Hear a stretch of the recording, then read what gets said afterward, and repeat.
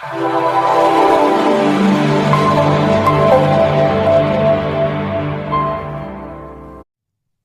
Friends, ఎరుపు రంగు పురుగు ఏందో మీకు తెలుసా?